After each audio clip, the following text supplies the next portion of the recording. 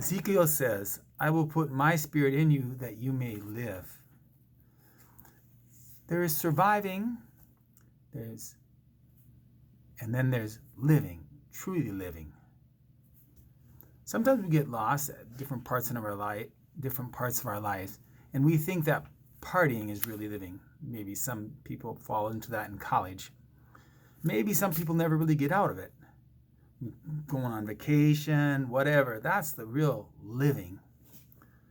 But there's another kind of living that we find joy in, and that is serving God and living in the Spirit.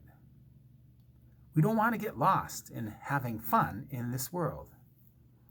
In free societies, people can tend to think that to live is to do what we want. But truly, the scriptures tell us that to live is to follow God, to follow Jesus, to live in his life. John Paul II said, God has given us freedom to do what we ought and not to do what we want. There was an article this last week that I was reading that talked about how difficult free societies have to control a virus that we're dealing with now, because people are used to doing what they want, not what they ought to do, not choosing to do what is good for others. It's hard to teach that with freedom comes responsibilities. They were also doing abortions this last week in Fargo.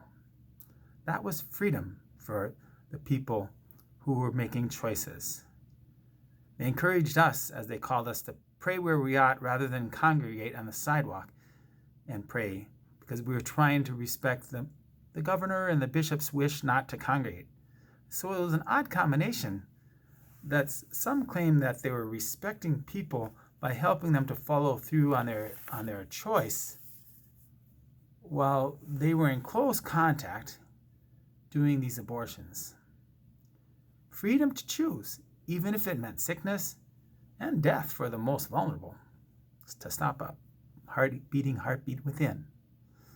Someone else told me that while our establishments here in Oaks are closed, people cannot gather there.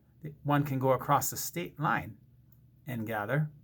And there was a recent gathering that was quite big in a bar. I will put my spirit in you that you may live, truly live. Bring you out of your tombs, your places of darkness. St. Paul says in Romans 8:8, those who are in the flesh cannot please God. The flesh for Paul was sin and living for this world only. It wasn't only promiscuity or running around with other people's spouses, but it was doing everything in this world or focusing on this world, whether it's building your portfolio and your self-wealth while ignoring your life with God and not putting energies into that life. That is living in the flesh. And what happens when our heart stops beating? It's worth nothing. We bring nothing into this world, and we take nothing out. The only thing we can take out is what we build in the Spirit when we grow in love. Jesus says, store up treasure for yourselves in heaven. Remember Matthew chapter 6? We read at Ash Wednesday about almsgiving, praying, and fasting. Well, as you went a little bit further in chapter 6, verse 19 to 21, Jesus says, do not lay up treasure for yourselves on earth. Moths and rust corrode, thieves break in and steal. Make it your practice instead to store up heavenly treasure, which neither moths nor rust corrode, nor thieves break in and steal. Remember, where your treasure is, there your heart is also. If we truly live in the Spirit, we will sow in the world of the Spirit, and it will last. If we sow in the flesh, it will not last. It pertains only to this world. I will put my spirit into you that you may live, says Ezekiel the prophet. I will open your tombs and have you rise from them. We believe this will happen on the last day. We profess week after week in the Nicene Creed, I look forward to the resurrection of the dead and the life of the world to come.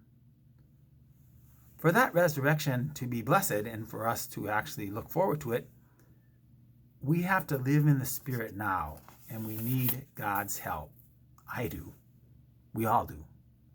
Those who are in the flesh cannot please God, St. Paul says, but you are not in the flesh. On the contrary, you are in the Spirit. But then he goes on to say, if the Spirit of the one who raised Jesus from the dead dwells in you, the one who raised Christ from the dead will give life to your mortal bodies also, through the Spirit dwelling in you. We have been baptized in the Spirit, confirmed or sealed in the Spirit. Now we have the challenge of living in the Spirit. I'd like my sisters, the sisters from the Gospel, Mary and Martha, to tell Jesus for me, Master, the one you love is ill. Yes, I am ill. I need help, not to live in the flesh, to be fully wrapped up in this world and be so fearful of death to come. I want help to live in God's love. Yes, I am ill.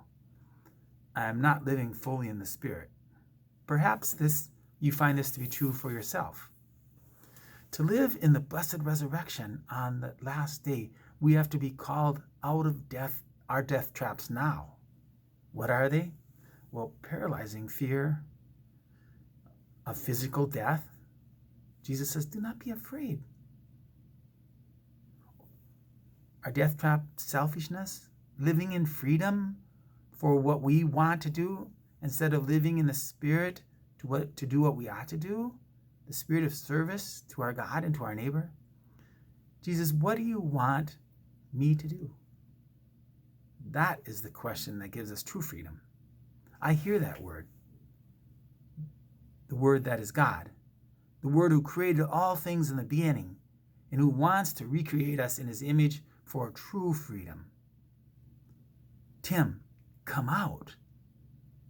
Now, he tells those around me, untie him and let him go free. We can do that for each other. Recently, someone came in with a note that she had given to all the residents in the nursing home. We need to reach out to the people around us to untie them and let them go free just by a word, by Jesus' words. He wants to live in that freedom that makes us live to our full potential as children of God, to serve and enjoy those around us. I will put my Spirit in you that you may truly live, to survive, not just to survive, but to thrive in the Spirit. By the way, the parish still needs your help in this time.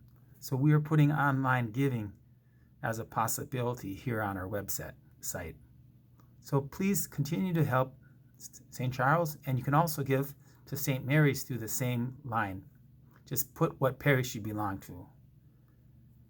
And please reach out to your fellow parishioners. I try to reach out to others, but I'm only one, and we need one another to reach out to those who are struggling. God bless you.